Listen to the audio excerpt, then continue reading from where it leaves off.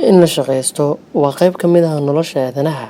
Haddana waxaa ka sii xun in isku day nololeed aadan samayn. Dulucda hadalka bajaaj waa gaadiid ka mid ah gaadiidka ay dad badan isticmaalaan, isla markaana iskala kala goosha caasimadda dalka. Haddaba gaadiidkan yar ayaa waxaa wato oo darawalo ka ah dhalinyaro kuwa ay shaqo abuur u noqotay, waxayna kaga baaqsadeen tahriibkii iyo maandooriyihii, halka qaarkoodna ay falal dambiyo kaga mashquuleen. Waxayna ka beeshaan reero, halka kuwo kalena ayba noloshii guud ahaanba ayba iyadii ku tiirsan tahay. Halkan waa isgoyska Banaadir.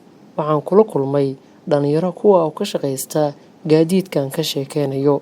Maxamed Sheekh Nuur Xasan waa aabe laba xaasla ah, quutar daruuriga qoyska oo idil.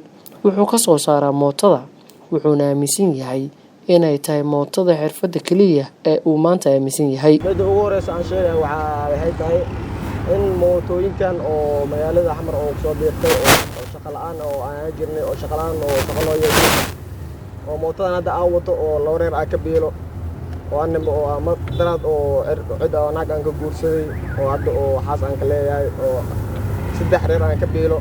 maasha Allah waa aad aan soo dhaweynaya mootooyinka oo inkasta oo shaqo la'aan haysi oo hadda oo shaqo noo yeeshay.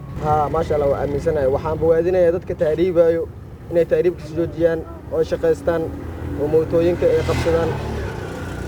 faa'iido weyn waaye mooto, waa in la shaqaysto oo mootooyinkan oo wax weyn laga qabsado.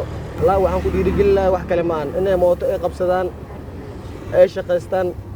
mooto faa'iido waaye, shaqo weyn waaye, waa shaqo qofka bini'aadanka oo dhalinyarada oo maanta oo wax weyn oo ku faa'iidi karo. Sida Axmed Aadan ayaa isaga ka hela bajaaj lacag aad u badan, wuxuuna dhalinta shaqo la'aanta ku dhiirigeliyaa inay shaqaystaan. wuxuuna markii hore u socday tahriib, hase haatee maanta waa kan faraxsan. mootada dhalinyarada aad shaqo hadda muhiim ugu ah waaye oo dhalinyarada Soomaalida aad ugu sii jeedaan.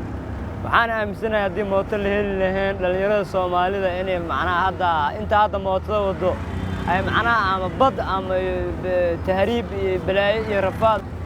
marka hadda waxay u baahan tahay kaliya magaaladii mootada jaam ay ka dhigtay. dhib kiloon haysto waxaa waaye jaamkii iyo mootooyinka in nidaam loo yeelo oo qaab wadada u kala maraan, dadkuna ay soo dhibin oo aysan jaam u gelin in loo sameeyo. dadkii oo dhahayo wadanku shaqo male oo waxaa waaye mootowadow iyo waxaas kan faahfaahanayo 1200 aan bishii kaga xisaabtamaa. alxamdulillaah reerkayga waa ka biishaa, nafsadeedii nolol maalmeedkayga waan ka dhacsadaa.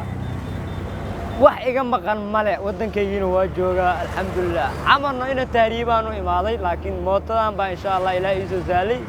ayadaan hadda aaminay, wadankayga aaminay.